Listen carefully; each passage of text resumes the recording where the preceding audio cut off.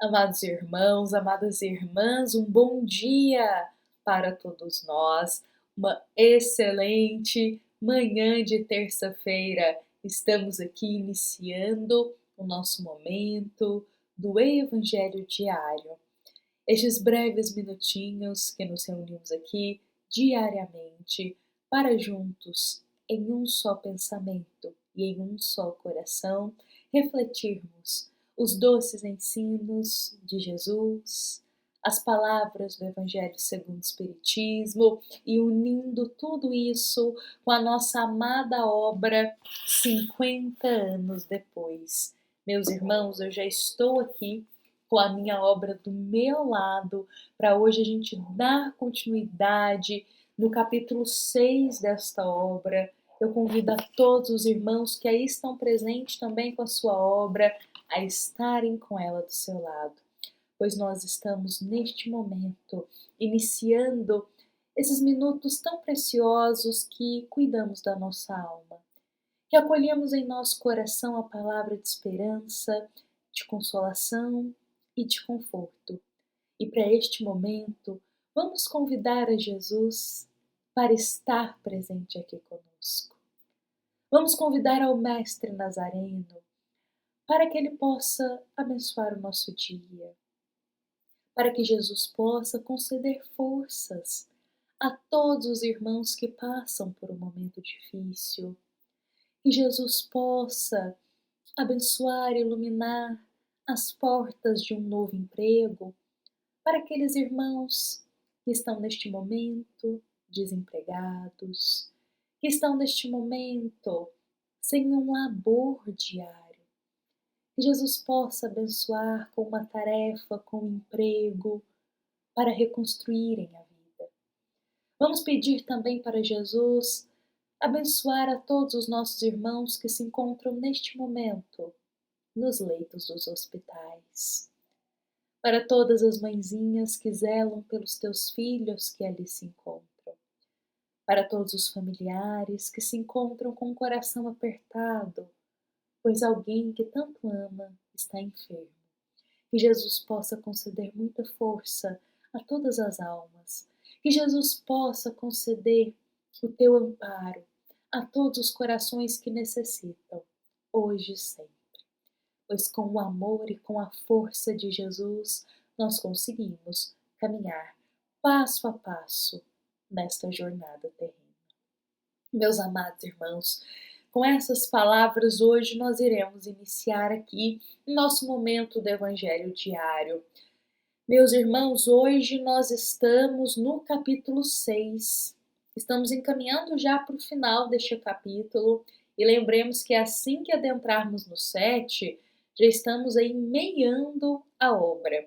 Mas, meus irmãos, antes de iniciarmos aqui o pedacinho da história que nós iremos mergulhar hoje, eu gostaria de deixar um grande carinho, um grande abraço a todos os irmãos que nos acompanham diariamente, que estão sempre comentando aqui. Nós acompanhamos todos os comentários, todas as palavras de carinho. Sejam muito bem-vindos, meus irmãos. E bom, vamos dar continuidade na história, porque ontem a gente parou num momento muito decisivo. Momento em que Célia, ela mesmo ali, muito sofrida, vai em busca de Ciro na prisão, e é o teu avô Quinéio que auxilia este momento, para que ela possa trocar as últimas palavras com Ciro.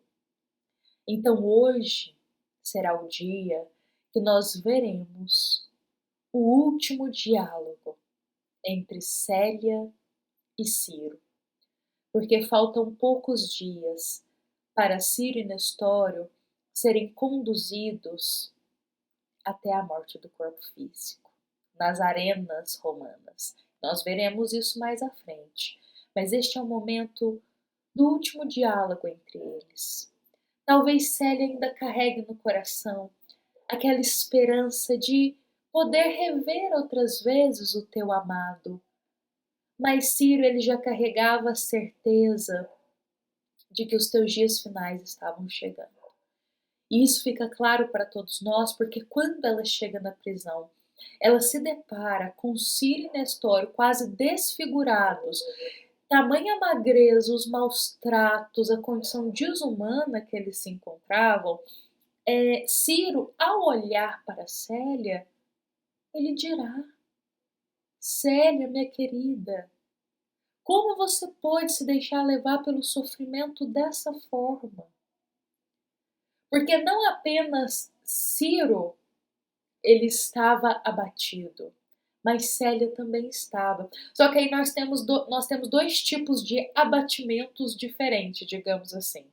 Ciro, ele estava abatido fisicamente, devido às condições que ele estava, mas ele estava com a fé bem acesa no coração dele, conduzindo para aqueles dias. Era o que fortalecia ele para se manter de pé naqueles dias de tamanho sofrimento.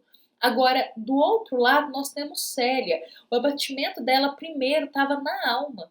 Então, enquanto Ciro estava abatido fisicamente, Célia estava na alma.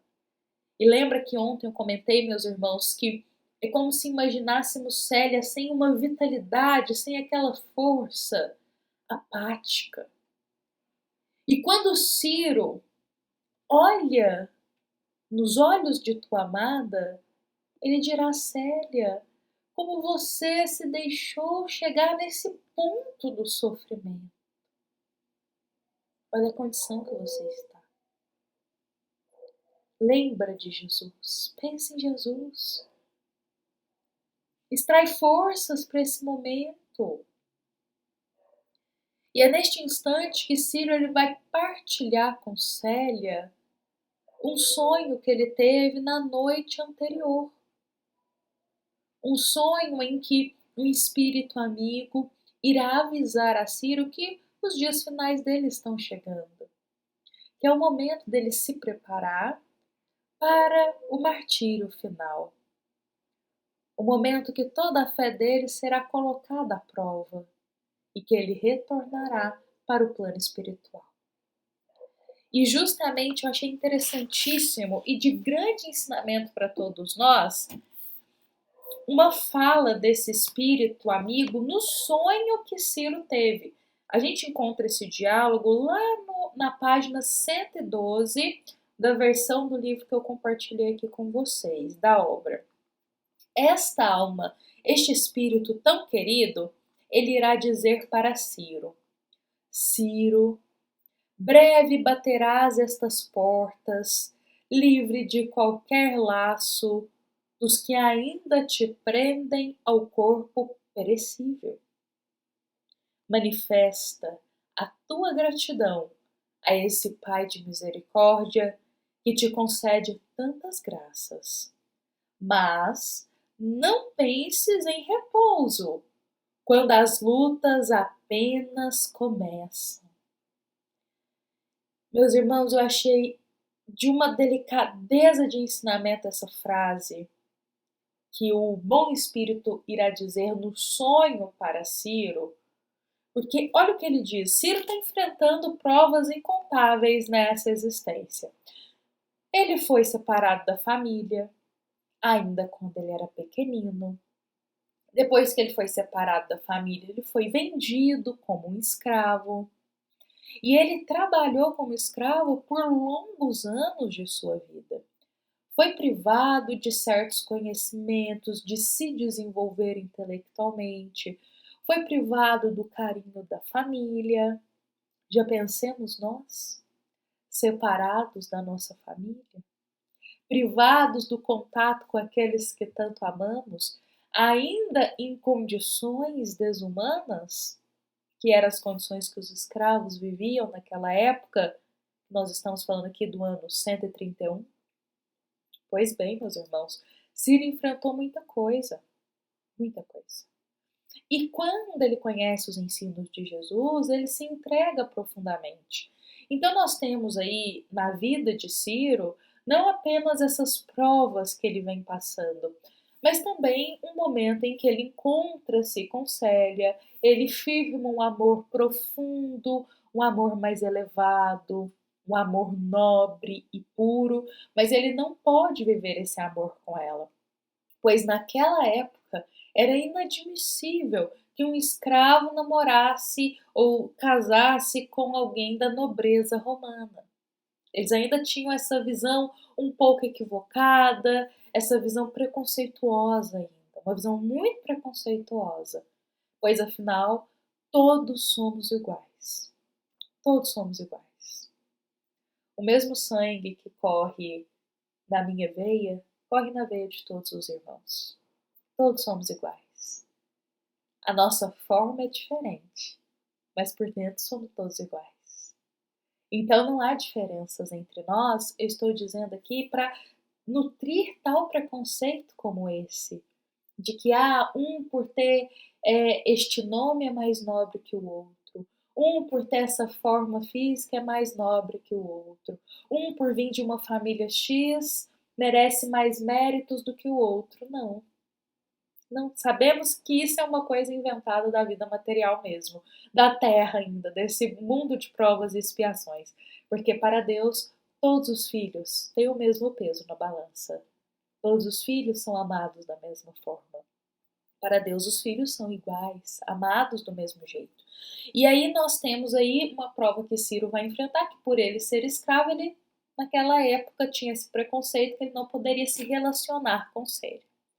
Nós temos aí um momento de uma prova que ele passa, em que ele é humilhado, maltratado, só por ter se relacionado com Célia. Relacionado de conversa, que amorosamente eles não tiveram nada. Eles tinham uma paixão e um amor profundo, mas lembremos que eu sempre citei isso, muito respeitoso, muito respeitoso. E como eles não puderam casar, eles mantiveram ali os limites deles. Fato é, meus irmãos, que Ciro, então, vai ser afastado da sua amada Célia. E aí depois, quando ele reencontra com teu pai, que é na história, ele é preso, e aí ele é maltratado de novo, e ele chega no momento aqui que ele vai ser conduzido para a morte do corpo físico. Então nós temos uma existência pautada em sofrimento. Uma existência pautada em muitas provas, em muitas dificuldades. Só que aí chega um instante que esse espírito amigo diz para ele: olha, Ciro, não penses em repouso quando as lutas apenas começam. Ora, mas Ciro ele já não estava em lutas e provas árduas já desde muito tempo?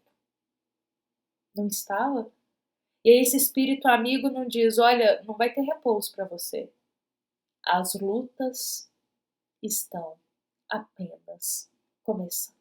E até mesmo entrando neste detalhe, meus irmãos, de como que a vida de Ciro foi uma vida de provações, muito difícil, mas que muita coisa ainda esperava ele pela frente, nós temos uma palavra de muita consolação para nós deste momento. E esta palavra de consolação nós encontramos no Evangelho segundo o Espiritismo, no capítulo 9. No capítulo 14, item 9.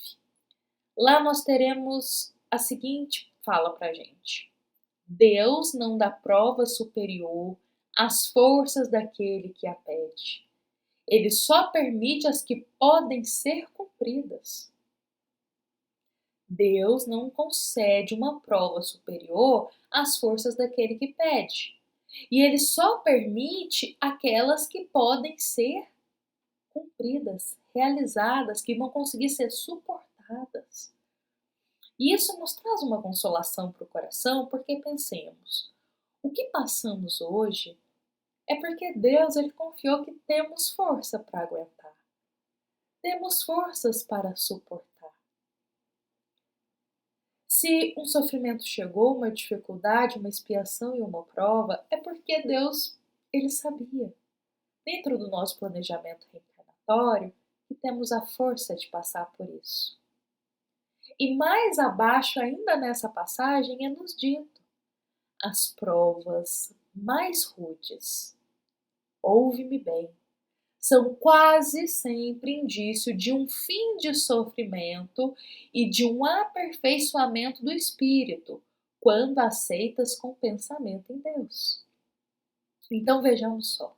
Às vezes nós temos uma existência, vamos pegar igual Ciro, cheia de provações. Sai de uma provação, entra em outra. Sai de uma dificuldade, aparece outra.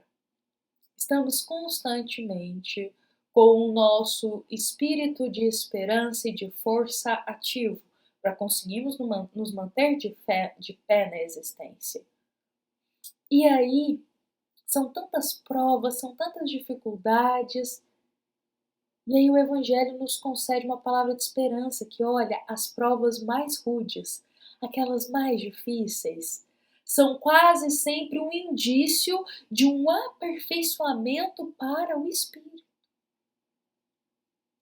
Ou seja, nós sairemos desses momentos de dificuldade com o nosso espírito aperfeiçoado, mais aperfeiçoado, um pouco melhor, mais desenvolvido. A gente não enfrenta as dificuldades, meus irmãos, e sai sem nada. Nós enfrentamos as dificuldades e saímos sempre com muito aprendizado, mas quando aceitamos o que temos que passar e as provas com o pensamento em Deus. Com o pensamento em Deus. E tem outra questão, as provas mais rudes, como é dito aqui, às vezes é um indício de um fim de sofrimento, muitas vezes também da quitação de uma dívida que nós temos. Olha aqui, consolação para o coração. Às vezes a prova está muito difícil, pensemos, bom, pode ser indício aí de um fim de uma dívida que carrego, estou quitando essa dívida e vou tirar um aperfeiçoamento disso. Algo nós iremos tirar. Se nós aguentarmos com muita fé, se nós tivermos muita esperança e não nos entregarmos no meio do caminho. Ciro, ele estava com essa fé. Ele estava com essa esperança de um dia após o outro. Podemos muito nos inspirar em Ciro aqui quando as dificuldades cheguem na nossa vida. Muito. E aí Ciro, ele vai conversar muito, mas muito com Célia. Trocar palavras de carinho. Ele vai tentar conceder para Célia aquela palavra de esperança que está faltando no coração dela. E Célia, ela vai acolher tão bem essas palavras que Emmanuel coloca para a gente que ela irá se sentir até um pouco confusa. Porque ela não saberá se está enxergando Ciro como um irmão ou como um noivo. Em que sentido isso? Emmanuel vai explicar para a gente. As almas gêmeas amam-se em curso de eternidade, confundindo-se na alternativa contingente dos elos do espírito. Ou seja, Ciro e Célia eram almas gêmeas. E tamanho era o amor deles, por serem almas gêmeas, tamanha era a afinidade, que Célia já não enxergava mais Ciro como noivo, isso não importava mais, ela enxergava ele como um irmão de alma. Alguém que ela tinha profundo amor, carinho e respeito.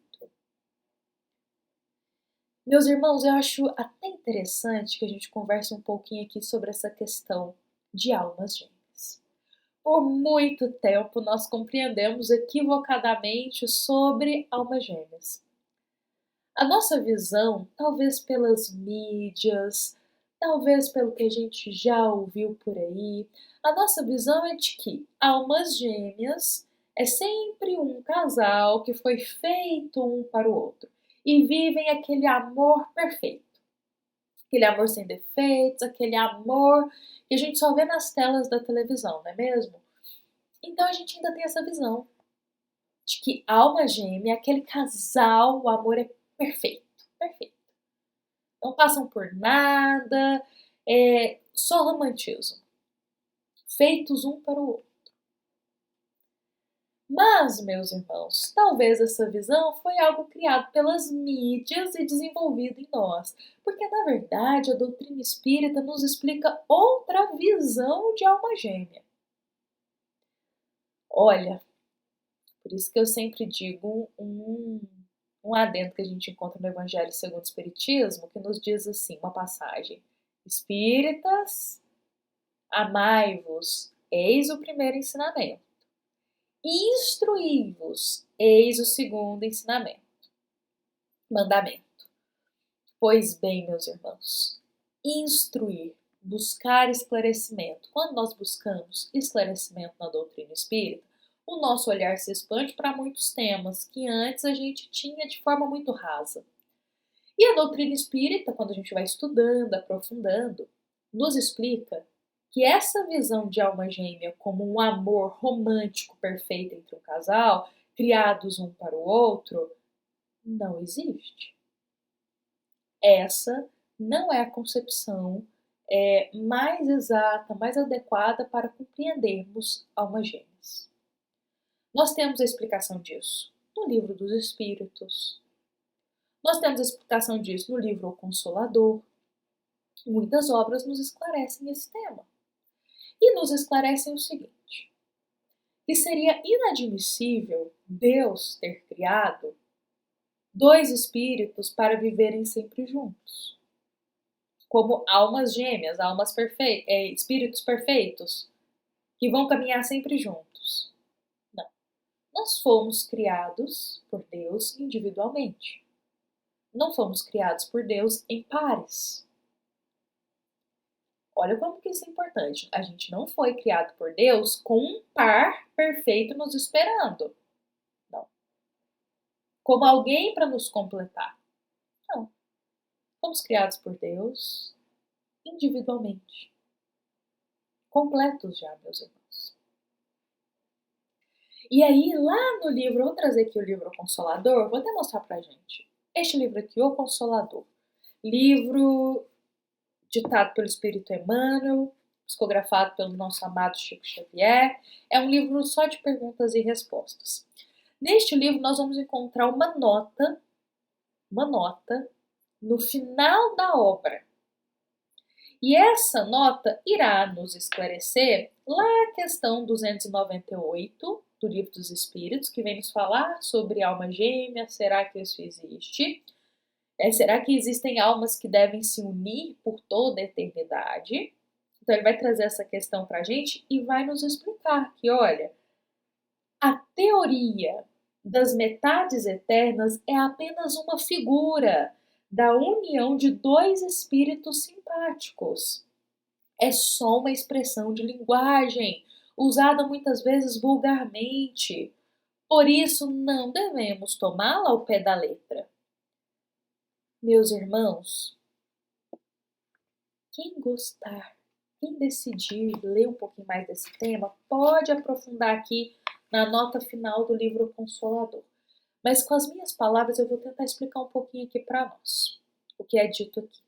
Meus irmãos, almas gêmeas, se a gente desejar usar esse termo, que é apenas uma figura de linguagem, é no sentido de almas com muita afinidade, almas com muita simpatia, almas com um sentimento muito genuíno um pela outra. Mas isso não quer dizer que viverão sempre na condição de um casal na Terra. Não quer dizer que viverão sempre como um casal em todas as existências. Não. Porque como espíritos, meus irmãos, imortais, nós temos uma caminhada longa aí pela frente. Então podemos reencarnar numa existência em um núcleo familiar, em outra existência já estaremos lá em outro núcleo, em outro ambiente, em outro momento da história. E às vezes esses espíritos que temos afinidade, cada um vai encarnar em um tempo, em um local, em um núcleo familiar. Nem sempre estaremos juntos a todo momento. Nem sempre. Mas isso não quer dizer que não temos simpatia e afinidade entre nós, espiritualmente falando. Meus irmãos, a gente esclareceu aqui de uma forma breve, mas para todos nós entendermos que quando Emmanuel ele utiliza na obra 50 anos depois, dando a entender que Célia e Ciro são almas gêmeas, é apenas para enfatizar que os dois possuíam um amor puro, genuíno, duas almas que tinham muita simpatia. Almas gêmeas, duas almas com muita simpatia. Gêmeas a gente pode entender no sentido de mesmos propósitos elevados a Deus. Mesmos propósitos. Almas com mesmos propósitos, afinidade, simpatia, um amor puro. Almas que se ajudam para crescer, aperfeiçoar e evoluir. Mas cada um vai seguir o seu caminho. Cada um vai seguir a sua jornada como espírito imortal. Quer dizer que em todas as existências estarão juntos, como um casal. E nem sempre é assim, nem sempre.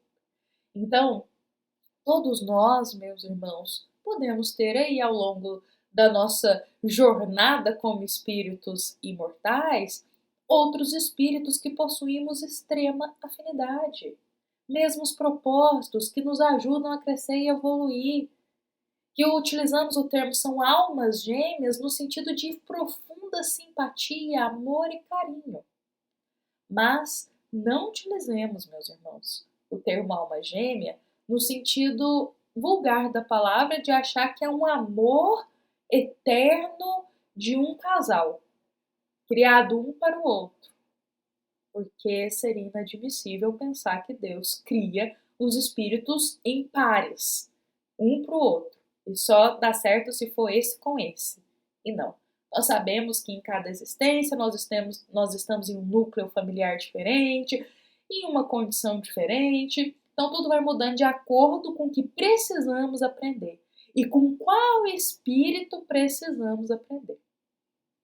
Bom, meus amados irmãos, hoje eu encerro por aqui as nossas palavras, lembrando para todos nós que Célia, ela vai encerrar a conversa com Ciro na prisão com o coração muito angustiado, mas também com muita fé. A fé dela vai reacender dentro do coração dela. Talvez a fé estava um pouquinho fraquinha, ela vai reacender um pouco mais.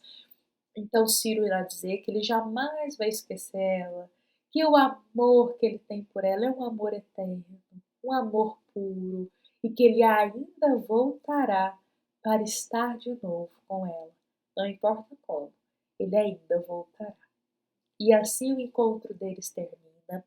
Amanhã nós daremos continuidade, meus irmãos. Inclusive, amanhã nós já começamos o capítulo 7 desta obra. Amanhã nós chegamos na metade do livro 50 anos depois. Eu espero a todos aqui amanhã com muito carinho, com muito bom coração. Desejo uma excelente terça-feira de muita fé para todos nós. E nos lembremos que esta é uma mensagem da nossa amada Casa Espírita, Luiz Gonzaga, da cidade de Luminárias, para todos nós que aqui estamos presentes. Fiquemos em paz, fiquemos com Jesus em nosso coração. Que assim seja.